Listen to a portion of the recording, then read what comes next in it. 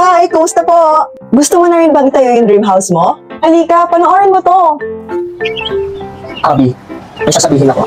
Ano yun, babe? Hindi mo ba napapansin? Buntis ako. Ha? Buntis ka? Ba't ngayon mo lang sinabi? Ngayon ko lang sinabi kasi kapag sinabi ko yun, kailangan na natin magkaroon ng bahay. Oo nga. Kung wala tayong bahay, paano yung panganganak mo? Sino din ang pwede nating lapitan para magpagawa ng bahay? Oo nga. Saan tayo hahanap ng gagawin ng bahay natin? Here are some tips to consider before building your dream house. Number 1, plan and budget carefully. Kailangan may klarong plano. Kailangan alam nyo kung ano yung gusto nyo. Be realistic on what you can afford, kung ano lang yung kaya ng budget.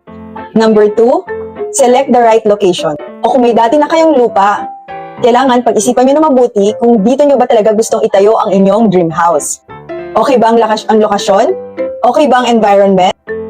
At pag wala pa kayong lupa at nakapili na kayo, secure land ownership. At sa pagbili ng lupa, tandaan na kailangan ang title is clean and clear para hindi ka magkakaproblema. Number 4, understand na may mga lokal na regulation sa lugar ninyo. Bawat lugar dito sa ating bansa ay may iba't ibang regulasyon. Kung malapit ka sa mga airport, may mga height restrictions na kailangan sundin. Kung malapit ka naman sa dagat, may proper setback din yan. Number 5, hire the right professionals. Hire experienced professionals. Get in touch with licensed architects and engineers, and of course, a licensed contractor. Number 6, work closely with your architects to design your house with a plan that aligns to your vision and to your budget according to the local laws and regulations. Kailangan sumusunod po tayo sa batas, huwag pong matigas ang ulo. Parang tingnan mo to. Ito na lang. Ano ba yan? Professional ba yan? EB Udarbe Construction. Professional? Oo, Pwede sa bata? pwede. Mabubuhay siya. Friendly? Oh yeah! Yan na lang. Okay, sige. Hello po, ma'am. Hello po, sir. Kumusta po? Hello, yeah. Magpapagawa kami ng bahay. Okay po, sir, ma'am. Ano pong sukat ng lote ninyo? Isukat ng lote namin is 10,000 by 5,000. 10,000 by 5,000 meters po? Yeah, 10,000 by 5,000 millimeters. So, may nahanap ako dito sa magazine.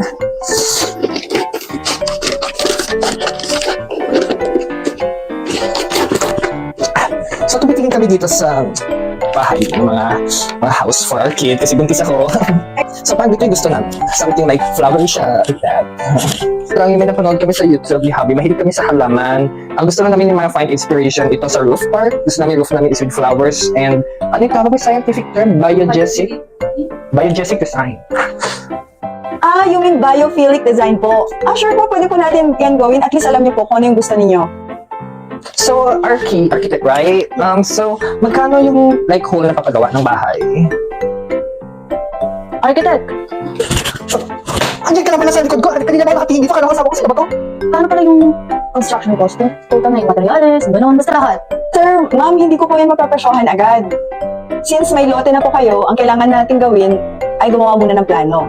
So sa isang plan, meron po tayong architectural, structural, electrical, and sanitary plan. Pag na-complete po lahat yun, saka po natin malalaman kung magkano yung construction cost.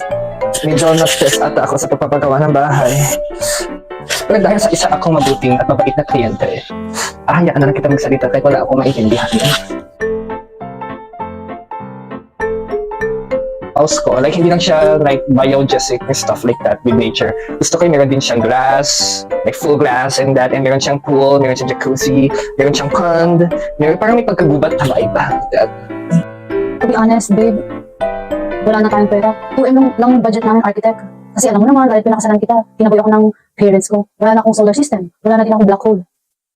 2M? Sasakto ba yun sa biogesic design na dream natin?